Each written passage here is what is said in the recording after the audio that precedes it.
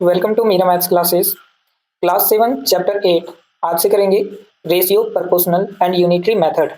Exercise 8.1 है। Question number 1, tick the correct option. Question number A है, if two quantities A and B are written as ratio then the ratio A by B is always. Option number A है constant, changing, increasing, decreasing. तो इस question का answer होगा constant. जब भी दो ratio होगा ए बाई बी या कुछ भी रेशियो होगा तो वो हमेशा कांस्टेंट होता है। एक एग्जांपल से समझते हैं। लेट कर लेते हैं, एक कंटेनर है, इस कंटेनर में मिल्क रखा हुआ है और वाटर रखा हुआ है। मिल्क का रेशियो लेट कर लेते हैं ये 2 और वाटर का रेशियो लेट कर लेते हैं ये 5 है।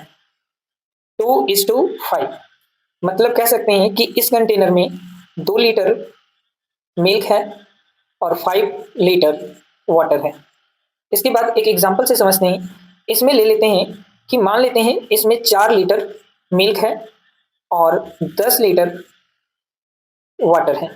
तो अब इसका रेशियो क्या होगा? अगर मिल्क और वाटर का रेशियो निकालेंगे तो ये है 4 मिल्क का और वाटर का है 10। 4 लीटर मिल्क का और 10 लीटर वाटर का। अब इसको फिर से सॉल्व करेंगे तो ये रेशियो कटकर हो जाएगा 2 2 4, 2 5 10 और ये फिर से आ गया 2:5। अब यहाँ पे भी 2:5 ही है और यहाँ पे भी, लेकिन यहाँ पे लिए 4 लीटर और 10 लीटर। और एक एग्जांपल ले लेते हैं। मान लेते हैं कि अब मिल्क है 20 लीटर और वाटर है 50 लीटर। तो अब फिर से इन दोनों का रेशियो निकालेंगे मिल्क और वाटर का। तो मिल्क को अभी लेट किए हुए हैं 20 लीटर और वाटर को लेट किए हुए हैं 50 लीटर। फिर से इसको सॉल्व करेंगे तो ये 10 का टेबल से 2 टाइम्स में और 10 का टेबल से 5 टाइम्स में। तो फिर से ये आ जाएगा 2:5, 2:5 ही था। मतलब कह सकते हैं कि जो एक रेशियो होता है जब भी ए बाई बी के फॉर्म में होता है, A:B होता है, तो हमेशा वो कांस्टेंट होता है, कभी वो चेंज नहीं करेगा। जो अमाउंट मिल्क का है और जो वाटर का है वो हमेशा कांस्टेंट ही रहेगा इस कंटेनर के अंदर। ना ही इसमें इंक्रीज होगा वाटर या तो मिल्क, और ना ही इसमें डिक्रीज होगा और ना ही इसमें चेंज होगा। तो हमेशा एक रेशियो जो होता है वो कांस्टेंट होता है, इसलिए क्वेश्चन नंबर ए का आंसर होगा कांस्टेंट। क्वेश्चन नंबर बी है, if a b c and d are in proportional then a b is equal to c d, a c is equal to b d, a D is equal to B c and a plus d is equal to b plus c. Question में कह रहा है कि अगर a b c d proportional में है तो proportional में लिखने के लिए लिखेंगे A is to B as C is to D। इसको पढ़ा जाता है A is to B as C is to D। अब ये प्रोपोर्शनल में है, ये सभी प्रोपोर्शनल में है। तो जब भी कोई 4 टर्म्स प्रोपोर्शनल में होगा तो उसका एक फॉर्मूला होता है, product of extreme terms is equal to the product of mean terms. तो इसके मीन टर्म्स को देखेंगे तो बी और सी मीन टर्म्स है, ए और डी इसका एक्सट्रीम टर्म्स है। मीन टर्म्स ये बीच का होता है, एक्सट्रीम टर्म्स ये बाहर बाहर का होता है। तो प्रोडक्ट का मतलब होता है मल्टीप्लाई। एक्सट्रीम टर्म को मल्टीप्लाई करेंगे ए को डी के साथ तो ये हो जाएगा ए डी। ये बराबर होता है is equal to product of mean term. तो मीन टर्म है बी और सी, दोनों को मल्टीप्लाई करेंगे तो ये हो जाएगा बी सी। तो ये हमारा प्रोपोर्शनल का फॉर्मूला हो जाता है, extreme terms is equal to mean terms, product of extreme term is equal to product of mean terms. तो ऐसा ऑप्शन में मिल रहा है A D is equal to B C, option number third में A D is equal to B C. तो question number B का answer हो जाएगा option number 2 A D is equal to B C. Question number सी है, if a by 3 is equal to b by 4 is equal to c by 5 then a is to b is to c each। तो सबसे पहले क्या कर लेते हैं, late कर लेते हैं एक कांस्टेंट रेशियो को a by 3 is equal to b by 4 is equal to c by 4 c by 5 को एक कांस्टेंट रेशियो k को मान लेते हैं। k यहाँ पे कांस्टेंट है, तो यहाँ से a by 3 ये k के इक्वल होगा, तो लिख सकते हैं a by 3 is equal to k। इसके नीचे छिपा हुआ है 1, और वैसे ही b by 4 k के इक्वल होगा, तो लिखेंगे b by 4 is equal to k, और यहाँ पे c by 5 ये भी हो जाएगा k के इक्वल कांस्टेंट के इक्वल। यहाँ से a का वैल्यू निकालेंगे तो क्रॉस मल्टीप्लाई करेंगे, a को 1 से मल्टीप्लाई करेंगे तो a होगा, 3 को k से मल्टीप्लाई करेंगे तो 3k। उसके बाद यहाँ पे भी 1 छिपा हुआ है, क्रॉस मल्टीप्लाई करेंगे, b1 जब b हो जाएगा, और 4 को मल्टीप्लाई करेंगे k से तो ये हो जाएगा 4k। k के नीचे है 1, क्रॉस मल्टीप्लाई करेंगे, c का वैल्यू निकालेंगे तो c इज इक्वल टू होगा 5 इंटू k, 5k। अब यहाँ से a का वैल्यू, b का वैल्यू, c का वैल्यू मिल गया तो निकालेंगे a is to b is to c। तो a को लिखेंगे 3k, b को लिखेंगे 4k और c को लिखेंगे 5k। k सभी में कॉमन है, कट जाएगा तो बच जाएगा यहाँ से 3 इज टू 4 इज टू 5। तो a b c का जो रेशियो निकलेगा वो निकलेगा 3 is to 4 is to 5। Option number 3 में है 3 इज टू 4 इज टू 5, तो ऑप्शन नंबर टी टिक 3 टिक लगेगा। क्वेश्चन नंबर सी का आंसर हो जाएगा 3 is to 4 is to 5। Question number D है 2a is equal to 3b and 4b is equal to 5c, then a is to c is. तो सबसे पहले लिखेंगे यहाँ पे जो दिया हुआ है 2a is equal to 3b और यहाँ पे दिया हुआ है 4b is equal to 5c। तो क्या करेंगे, यहाँ पे जो 4b दिया हुआ है और यहाँ पे 3b दिया हुआ है, इन दोनों ही टर्म को सेम बना देंगे। इसका मतलब अगर इन दोनों को इक्वल बनाना है तो इसको मल्टीप्लाई करना पड़ेगा 4 से और इसको मल्टीप्लाई करना होगा 3 से। 4 3 से ये हो जाएगा 12 और ये भी हो जाएगा 3 4 से 12। अगर मल्टीप्लाई करेंगे LHS में तो ये RHS में भी मल्टीप्लाई होगा, तो ये हो जाएगा 4 2 से 8a इज इक्वल टू 4 3 से 12b और यहाँ पे भी 3 4 से 12b इज इक्वल टू 3 5 से 15c। 12b इक्वल है, कह सकते हैं LHS इक्वल है तो RHS भी इक्वल होता है। इसका मतलब 8a बराबर होगा 15c के।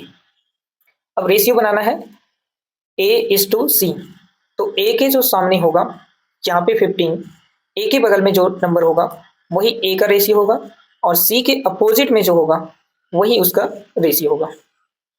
तो क्वेश्चन नंबर डी का आंसर जो होगा वो 15 इज टू 8 होगा। ऑप्शन नंबर 4 में है 15 इज टू 8, तो टिक लग जाएगा ऑप्शन नंबर 4। क्वेश्चन में फिर से समझते हैं, यहाँ पे 2a is equal to 3b दिया हुआ था और 4b is equal to 5c दिया हुआ है। हम लोग क्या किए, यहाँ पे एलसीएम लेकर 4 और 3 का एलसीएम आता है 12, तो 12 बनाने के लिए इसमें मल्टीप्लाई किए 4 का और इसमें मल्टीप्लाई किए 3 का, जिससे क्या हुआ ये 12b सेम बन गया। यहाँ से LHS जो है वो इक्वल हो गया तो RHS को भी इक्वल कर दिए। रेशियो लिखते समय ये ध्यान देंगे जो a के अपोजिट में जो नंबर होगा वो a का रेशियो होगा और जो c के अपोजिट में होगा वो c का रेशियो होगा। इसलिए क्वेश्चन नंबर डी का आंसर होगा 15 इज टू 8। क्वेश्चन नंबर ई है x is to 8 as 5 is to 4, then find the value of x is. तो एक फॉर्मूला होता है, जब भी क्वेश्चन प्रपोर्शनल में होगा तो फॉर्मूला लगाएंगे product of extreme term is equal to product of mean term. तो यहाँ पे एक्सट्रीम टर्म है x और 4 और मीन टर्म है 8 और 5, तो प्रोडक्ट करेंगे एक्सट्रीम टर्म को, एक्सट्रीम टर्म है x और 4 दोनों को मल्टीप्लाई करेंगे, प्रोडक्ट का मीनिंग होता है मल्टीप्लाई, और प्रोडक्ट ऑफ मीन टर्म, तो मीन टर्म है 8 और 5 तो मल्टीप्लाई करेंगे 8 और 5 को। x का वैल्यू फाइंड करना है, x के साथ ये 4 मल्टीप्लाई में है, इस साइड आएगा डिवाइड हो जाएगा, 4 का टेबल से 2 टाइम्स में कट जाएगा, 5 2 से 10, तो x का वैल्यू हो जाएगा 10। ऑप्शन में ढूंढेंगे 10, तो ऑप्शन नंबर 2 में है 10। क्वेश्चन नंबर ई का आंसर होगा 10, ऑप्शन नंबर 2। क्वेश्चन नंबर 2 है फिल इन द ब्लैंक्स।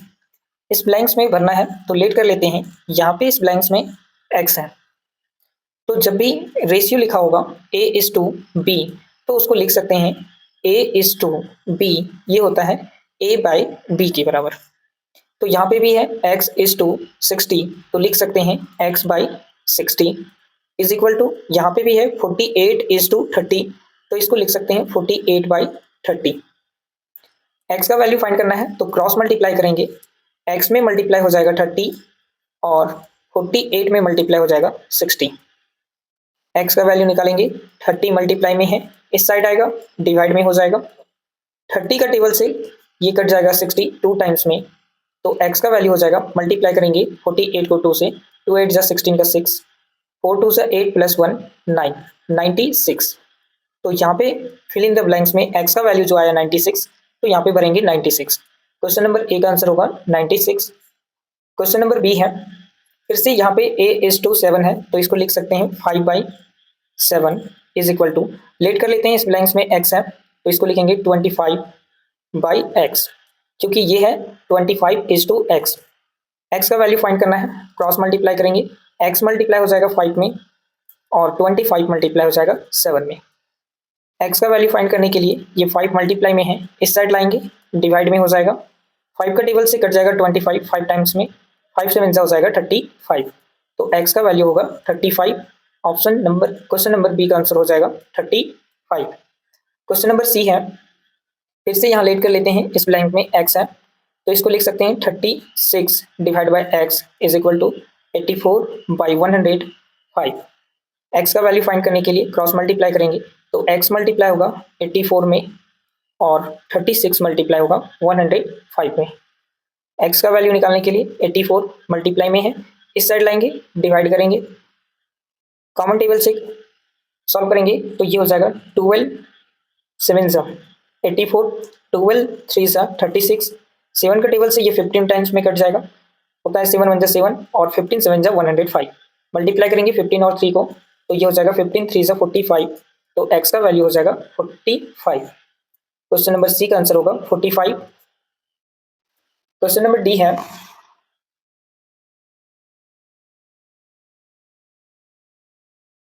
यहाँ पे पहले से ही दिया हुआ है 5/8 इज इक्वल टू, लेट कर लेंगे, यहाँ पे x है, क्रॉस मल्टीप्लाई करेंगे, x को मल्टीप्लाई करेंगे 8 में और 5 को मल्टीप्लाई करेंगे 64 में।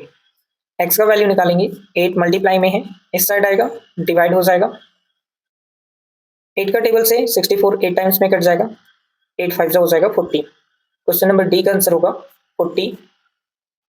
क्वेश्चन नंबर ई है, लेट कर लेते हैं, इस ब्लैंक में x है, क्रॉस मल्टीप्लाई करेंगे तो x का मल्टीप्लाई होगा 333 में और 3 का मल्टीप्लाई होगा 1221 में।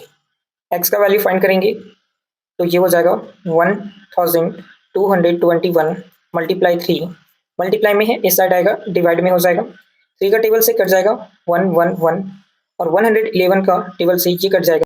क्वेश्चन नंबर 3 है, find the ratio of the following. Question number a, 4 rupees is to 50 paise. तो सबसे पहले क्या करेंगे, रेशियो निकालने के लिए यूनिट को सेम करना होगा। ये जो क्वांटिटी है वो रुपीज में दिया हुआ है और ये जो दिया हुआ है पैसे में दिया हुआ है, तो सबसे पहले या तो रुपीज को पैसे में बदलेंगे या तो पैसे को रुपीज में बदलेंगे। तो ईजी है करना रुपीज को पैसे में बदलना, क्योंकि अगर ये रुपीज है 100 से मल्टीप्लाई कर देंगे तो ये पैसे में बदल जाएगा, इज टू 50 पैसे। हमेशा रेशियो यूनिट लेस होता है, क्योंकि यहाँ पैसे से पैसे कट जाएगा। इसको सॉल्व करेंगे 4 × 100 तो ये हो जाएगा 400 इज टू 50। सॉल्व करेंगे, ये 0 से 0 कट जाएगा, बच जाएगा 5 और 40, 5 1 जा 5 और 5 8 जा 40। क्वेश्चन नंबर ए का आंसर होगा 8 is to 1। Question number B है 30 मिनट इज टू 12 आवर्स। तो सबसे पहले क्या करेंगे, इन दोनों यूनिट को सेम करेंगे, ये मिनट है ये आवर्स है, इन दोनों को सेम यूनिट में लाएंगे। तो क्या करते हैं, इस 12 आवर्स को मिनट में बदलते हैं, 30 मिनट इज टू 12 आवर्स को मिनट में बदलने के लिए मल्टीप्लाई करेंगे 60 से। तो 60 से मल्टीप्लाई करने के बाद ये आवर्स मिनट में बदल जाएगा। तो अब मिनट से मिनट कट जाएगा, बच जाएगा यहाँ से 30 is to 12 into 60। Common table है, ये 30 1 जा 30 और 30 2 जा 60। मल्टीप्लाई करेंगे 12 और 2 को, 12 2 से हो जाएगा 24। तो क्वेश्चन नंबर बी का आंसर होगा 1 इज टू 24। क्वेश्चन नंबर सी है 15 डेज इज टू 480 आवर्स। तो सबसे पहले क्या करेंगे, इनको सेम यूनिट में बदलेंगे। ये है 15 डेज, इसको आवर्स में बदलने के लिए मल्टीप्लाई करेंगे 24 से, क्योंकि 1 डेज में 24 आवर्स होता है, तो 15 डेज में 15 इंटू 24 आवर्स हो जाएगा। तो यहाँ पे लिख देंगे, ये हो जाएगा आवर्स इज टू 480 आवर्स। अब आवर्स से आवर्स कट जाएगा, बच जाएगा यहाँ पे 15 इंटू 24 इज टू 480। सॉल्व करेंगे तो ये 24 1 जा 24, 24 2 जा 48, 0 लगा हुआ है, 0 लगाएंगे, 20 टाइम्स में कट जाएगा। 15 और 20 में भी कॉमन टेबल है 5 का, 5 3 जा 15, 5 4 जा 20, बच जाएगा 3 is to 4। Question number c का आंसर होगा 3:4। क्वेश्चन नंबर डी है, यहाँ पे ये लीटर है और यहाँ पे मिलीलीटर है, तो सेम यूनिट बनाएंगे तो ये कट जाएंगे, ये लिखेंगे 25 litre is to 490 millilitre. Same unit बनाने के लिए लीटर को बदल देते हैं मिलीलीटर में, तो मल्टीप्लाई करेंगे 1000 से, क्योंकि 1 लीटर में 1000 मिलीलीटर होता है, ये हो जाएगा 490 मिलीलीटर।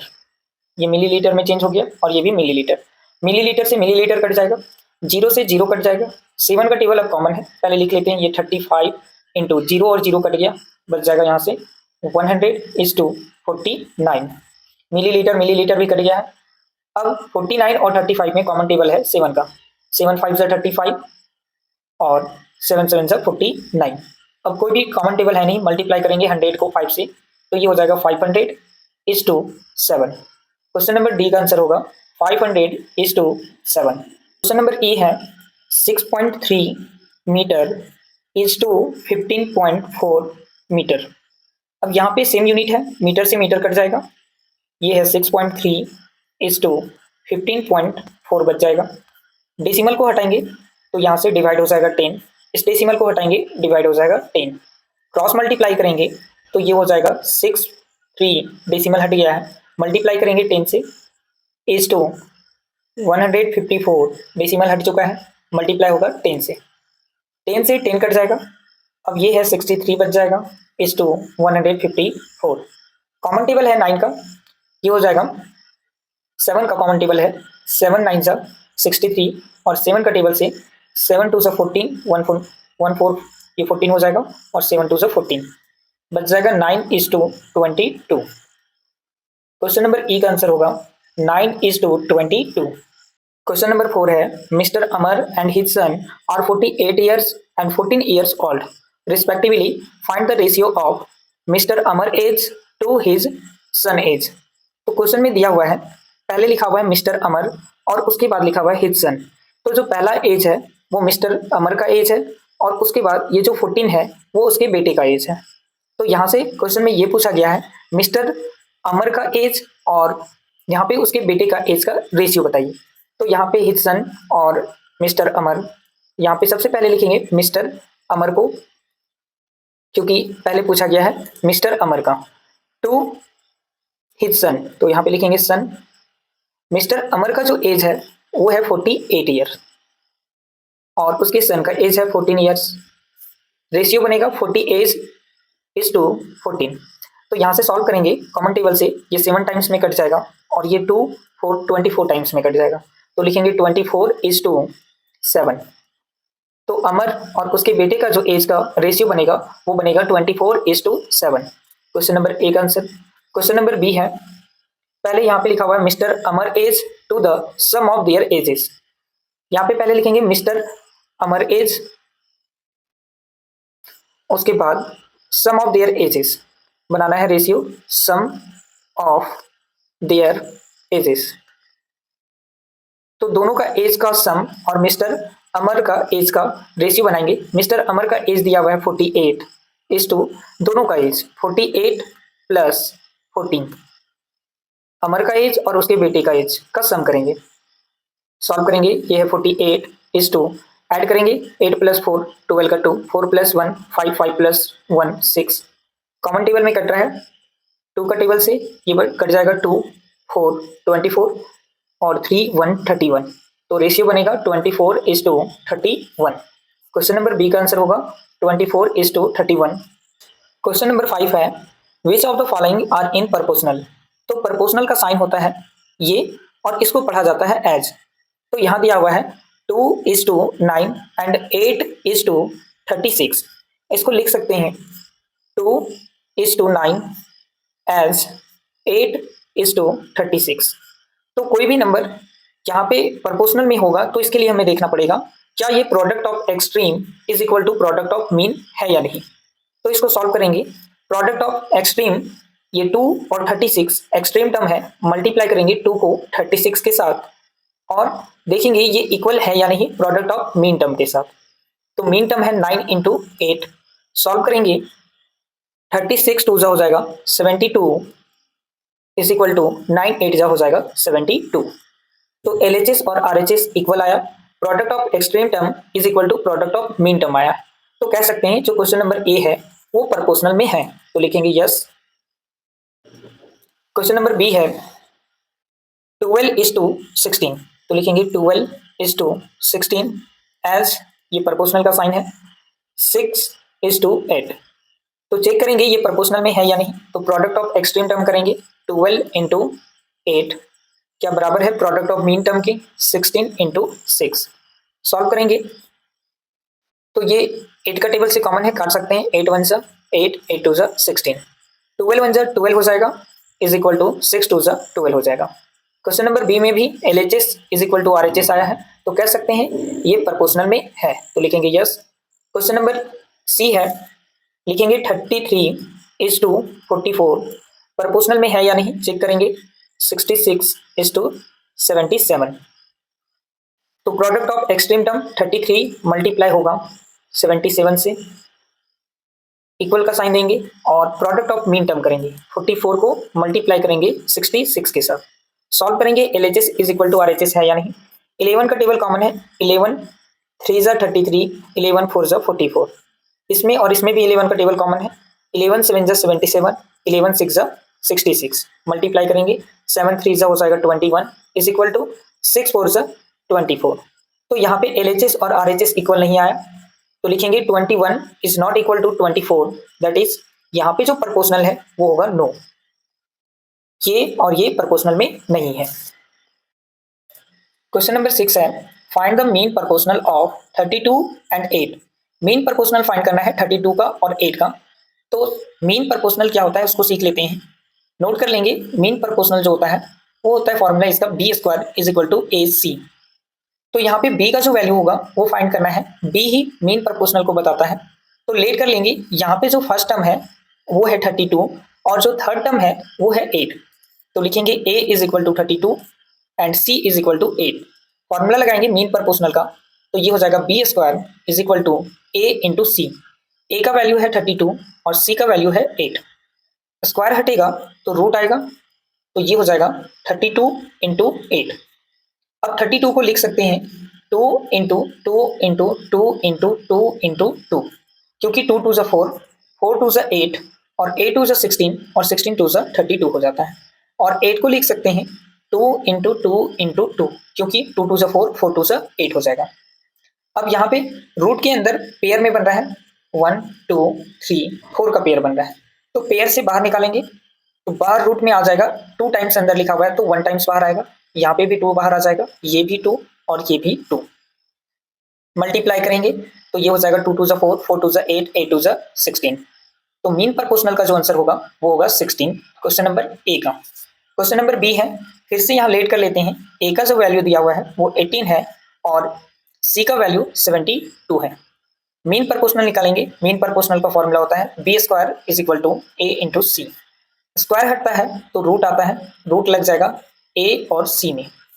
वैल्यू पुट करेंगे तो A का वैल्यू है 18 और C का वैल्यू है 72, तो लिखेंगे 18 इंटू 72।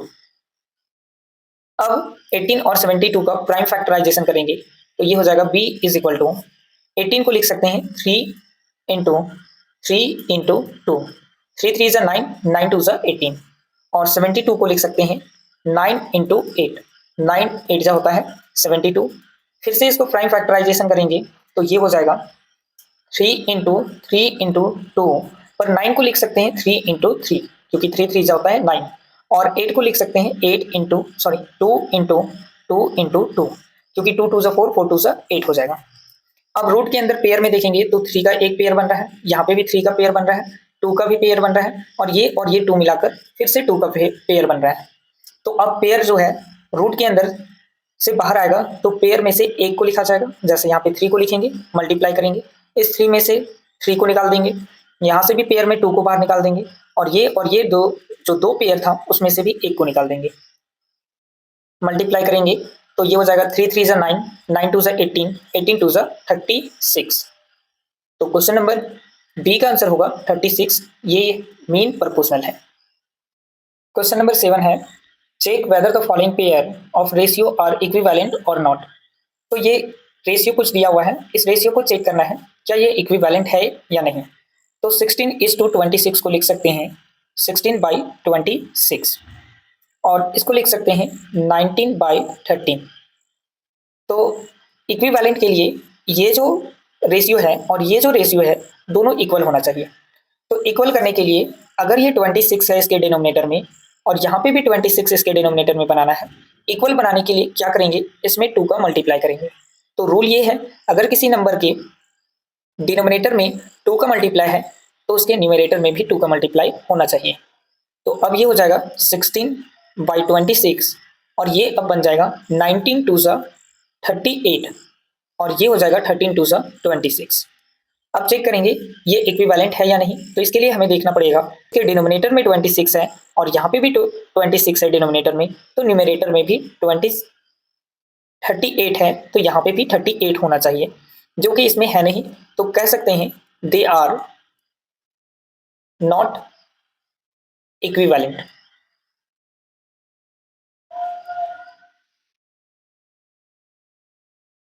क्वेश्चन नंबर बी है 21:9, तो लिखेंगे 21/9 एंड 35/15। अब देखेंगे ये इक्विवेलेंट है या नहीं। सबसे पहले कॉमन टेबल में कट रहा है, काट सकते हैं। 5 का टेबल से 5 7 35 और 5 का टेबल से 5 3 15। तो अब ये लिखा जाएगा 21/9 और ये हो जाएगा 7/3। अब इसके डिनोमिनेटर को सेम करेंगे। डिनोमिनेटर को सेम करने के लिए मल्टीप्लाई कर देंगे इसमें 3 का। तो डिनोमिनेटर में मल्टीप्लाई किए तो न्यूमरेटर में भी मल्टीप्लाई करना होगा। ये हो जाएगा 21/9 मल्टीप्लाई करेंगे 7 3 तो ये हो जाएगा 21 और 3 3 9। अब इस क्वेश्चन में 21/9 यहाँ पे भी है और 21/9 यहाँ पे भी है, तो कह सकते हैं ये इक्विवेलेंट है। तो लिखेंगे इक्विवेलेंट। क्वेश्चन नंबर सी है, लिख सकते हैं इसको 44/16 एंड 11/4। अब यहाँ पे देखेंगे 16 है और 4 से 16 बनाने के लिए मल्टीप्लाई करेंगे इसमें 4 का। डिनोमिनेटर में किए हैं तो न्यूमरेटर में भी मल्टीप्लाई करेंगे। मल्टीप्लाई करने के बाद हो जाएगा ये है 44/16, 11 4 हो जाएगा 44 और 4 4 हो जाएगा 16। यहाँ पे भी 44/16 आया और यहाँ पे भी 44/16 आया, तो कह सकते हैं ये इक्विवेलेंट है। क्वेश्चन नंबर 7 का आंसर हो जाएगा ए का नॉट इक्विवेलेंट, बी का इक्विवेलेंट और सी का भी इक्विवेलेंट। क्वेश्चन नंबर 8 है विच ratio is larger in each of the following pair. Question में कह रहा है ये जो रेशियो दिए हुए हैं इन रेशियो में कौन बड़ा है। तो क्वेश्चन नंबर ए है 5:4, तो लिख सकते हैं 5/4 और यहाँ पे लिखा हुआ है 16:11, तो लिख सकते हैं 16/11। तो दो ये रैशनल नंबर बन गए। अब रैशनल नंबर को पता करना इजी है कौन बड़ा है कौन छोटा है। तो इसके लिए हमारे पास 2 मेथड है, इसके डिनोमिनेटर को सेम करेंगे और न्यूमरेटर को देखेंगे कौन बड़ा है या कौन छोटा है। या सेकेंड रूल है क्रॉस मल्टीप्लाई करेंगे, जो फ्रैक्शन के ऊपर बड़ा नंबर आएगा वही बड़ा फ्रैक्शन होगा और जो छोटा आएगा वो छोटा होगा। तो सबसे इजी है क्रॉस मल्टीप्लाई मेथड। 11 5 हो जाएगा 55 और 16 4 हो जाएगा 64। अब इन दोनों को कंपेयर कर लेंगे, ये 55 है ये 64 है, ये 64 बड़ा आया तो कह सकते हैं ये 16/11 बड़ा होगा। तो लिखेंगे 5/4 ये छोटा हो जाएगा और ये बड़ा हो जाएगा 16/11। जिसके तरफ फेस होगा वही फ्रैक्शन बड़ा होता है। अब इसको लिख सकते हैं क्वेश्चन के अकॉर्डिंग। यहाँ पे जो दिया हुआ है 5:4 ये छोटा हो जाएगा रेशियो और ये बड़ा हो जाएगा 16:11। क्वेश्चन नंबर ए का आंसर हो जाएगा यहाँ पे ये ग्रेटर देन हो जाएगा। क्वेश्चन नंबर बी है, फिर से इसको लिख सकते हैं 41/18 और ये है 29/13। क्रॉस मल्टीप्लाई मेथड है, मल्टीप्लाई करेंगे 13 को 41 से, तो ये हो जाएगा 13 × 41 और ये हो जाएगा 18 × 29 और यहाँ पे लिखा हुआ है 41/18 और ये हो जाएगा 29/13। मल्टीप्लाई करेंगे 13 1 13 का 1, 13 1 13, 13 का ये हो जाएगा 3 कैरी 1, 13 4 52, 52 + 1 53। तो यहाँ पे आ जाएगा 533 41/18 के नीचे। अब यहाँ पे मल्टीप्लाई करेंगे तो 29 को 18 से मल्टीप्लाई करेंगे, 9 8 जा 72, 8 2 जा 16 प्लस 7 ये हो जाएगा 23 इंटू 9 और 2 1 जा 2, 7 9 प्लस 3 12 का 2 कैरी 1 2 प्लस 2 4 4 प्लस 1 ये हो जाएगा 5 527 ये आया 527 और डिवाइड में है 29/13 यहाँ पे। अब देखेंगे ये जो नंबर है और ये जो नंबर है इसमें से कौन बड़ा है, तो बड़ा हो जाएगा मेरा यहाँ पे 533। तो कह सकते हैं ये जो फ्रैक्शन है 41/18 बड़ा होगा और 29/13 छोटा होगा। रेशियो के टर्म में लिखेंगे तो ये 41:18 बड़ा होगा और 29:13 छोटा हो जाएगा। क्वेश्चन नंबर सी है, फिर से इसको लिखेंगे 24/25 और ये लिखा हुआ है 70/74। अब इन दोनों में कॉमन टेबल है, काट लेंगे, ये बन जाएगा 35 और ये 2 का टेबल से कट जाएगा, 2 3 जा 6 7 37 टाइम्स में। अब इसको लिखेंगे 24/25 और ये हो जाएगा 30/37। क्रॉस मल्टीप्लाई करेंगे तो 24 मल्टीप्लाई होगा 37 में और यहाँ पे 25 मल्टीप्लाई होगा 35 में। अब जो बड़ा वही बड़ा होगा, मल्टीप्लाई करते हैं 37 को 24 से, 4 7 जा 28, 4 3 जा 12 प्लस 2 14, 4 7 जा 2 7 जा 14, 2 3 जा 6 प्लस 1 7 8 8 8 ये आ जाएगा 8 8 8 और इसके नीचे लिखेंगे 24/25। मल्टीप्लाई करेंगे 25 को 35 से तो ये 25 35 को मल्टीप्लाई करते हैं, 5 5 जा 25, 5 2 जा 10 प्लस 2 12, 3 5 जा 15, 3 2 जा 6 प्लस 1 7, 5 5 प्लस 2 7 7 प्लस 1 8 ये आ जाएगा 875 डिवाइड बाय 35/37 लिखा हुआ है।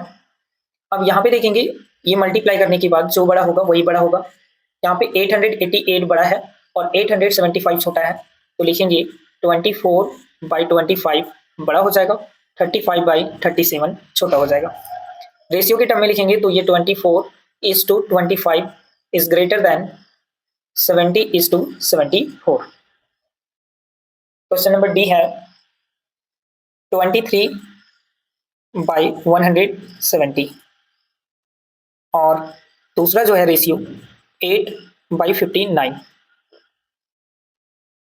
तो सबसे पहले क्रॉस मल्टीप्लाई कर लेते हैं।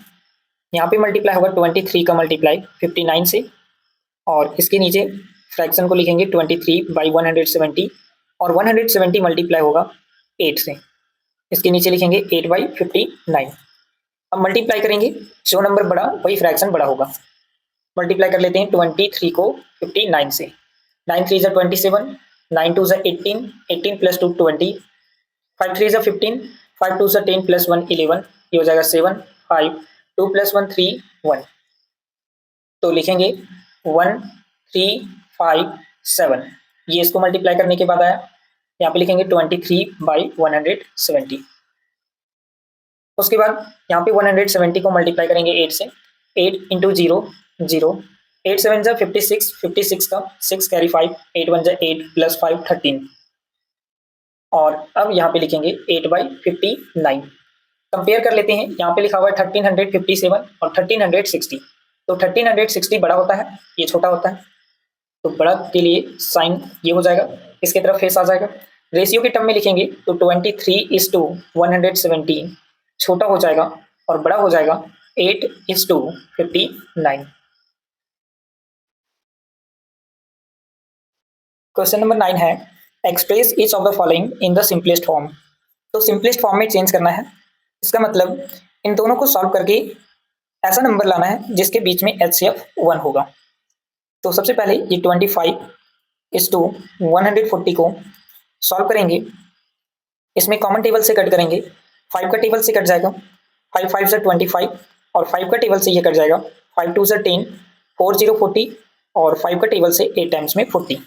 तो ये सिंपलेस्ट फॉर्म जो होगा इसका 5:28। क्वेश्चन नंबर ए का आंसर होगा 5:28। क्वेश्चन नंबर बी है 24:0.36। तो ये डेसिमल हटेगा, डिवाइड हो जाएगा 100 से। 24 के नीचे है 1, अब यहाँ पे क्रॉस मल्टीप्लाई कर सकते हैं, 24 को मल्टीप्लाई कर लेंगे 100 से इज टू, यहाँ से डेसिमल हट गया है तो बच जाएगा 36। कॉमन टेबल है 24 का, 24 टू ज़र 12 का, 12 टू ज़र 24 और 12 थ्री ज़र 36। मल्टीप्लाई करेंगे 2 को 100 से तो ये हो जाएगा 200 इज टू, यहाँ पे 3 बच जाएगा। अब 200 और 3 में कोई भी कॉमन टेबल नहीं है तो इसका सिंपलेस्ट फॉर्म होगा 200 इज टू 3। क्वेश्चन नंबर सी है 325 इज टू 490। तो ये कॉमन टेबल से कट रहा है क्योंकि डिविजिबिलिटी रूल होता है 5 का, लास्ट में अगर 5 हो या 0 हो तो वो 5 का टेबल से कट जाएगा, तो दोनों ही है। 5 का टेबल से कट जाएगा, 5 6 30, 2 5 25, 5 5 25। 5 का टेबल से कट जाएगा ये, 5 9 45, 4 0 40 और 5 8 40, तो ये हो जाएगा 65 इज टू 98। अब इन दोनों में कोई भी कॉमन टेबल नहीं है तो क्वेश्चन नंबर सी का आंसर हो जाएगा, जो सिंपलेस्ट फॉर्म होगा वो होगा 65 is to 98। Question number D है 23 इज टू 69। कॉमन टेबल है 23 और 69 में, क्योंकि 23 का टेबल में आता है 69, 23 1 23 और 23 3 होगा 69, तो इसका सिंपलेस्ट फॉर्म होगा 1 is to 3। Question number D का आंसर होगा 1 इज टू 3। क्वेश्चन नंबर ई है, ये है 0.49 इज टू 0.063। इस डेसिमल को हटाएंगे, डिवाइड करेंगे 100 से, इस डेसिमल को हटाएंगे तो डिवाइड होगा 1000 से, क्योंकि डेसिमल के बाद 3 डिजिट है तो 1000, डेसिमल के बाद 2 डिजिट है तो 100 से डिवाइड होगा। बच जाएगा 49 बाई 100 और यहाँ से बच जाएगा 63 बाई 1000। क्रॉस मल्टीप्लाई कर सकते हैं तो ये हो जाएगा 49 मल्टीप्लाई 1000 में और 63 मल्टीप्लाई हो जाएगा 100 में। 100 का टेबल से कट जाएगा 1 टाइम्स में और ये 10 टाइम्स में। 7 का टेबल कॉमन है, 7 9 63, 7 7 49। अब कोई भी टेबल कॉमन नहीं है, मल्टीप्लाई होगा 7 को 10 से तो ये हो जाएगा 70 इज टू 9 1 9, तो इसका सिंपलेस्ट फॉर्म होगा 70 is to 9। Question number F है, सबसे पहले इस मिक्स फ्रैक्शन को तोड़ेंगे तो ये हो जाएगा 5 4 20 प्लस 3 23 बाई 5 और 10 6 60 60 प्लस 8 68 बाई 10। क्रॉस मल्टीप्लाई करेंगे तो 23 में मल्टीप्लाई हो जाएगा 10 का और 68 में मल्टीप्लाई हो जाएगा 5 का। कॉमन टेबल है 5 का टेबल, 5 1 5 5 2 10। 68 और 23 में कोई भी कॉमन टेबल नहीं है, सीधा मल्टीप्लाई करेंगे तो ये हो जाएगा 2 3 6 और 2 2 4 और 68। इन दोनों में कॉमन टेबल है, 2 का टेबल से ये कट जाएगा 23 टाइम्स में और 2 का टेबल से ये कट जाएगा 3 4 34 में। अब इन दोनों में कोई भी कॉमन टेबल नहीं है तो 23 इज टू 34 इसका सिंपलेस्ट फॉर्म होगा। क्वेश्चन नंबर एफ का आंसर हो जाएगा 23 इज टू 34।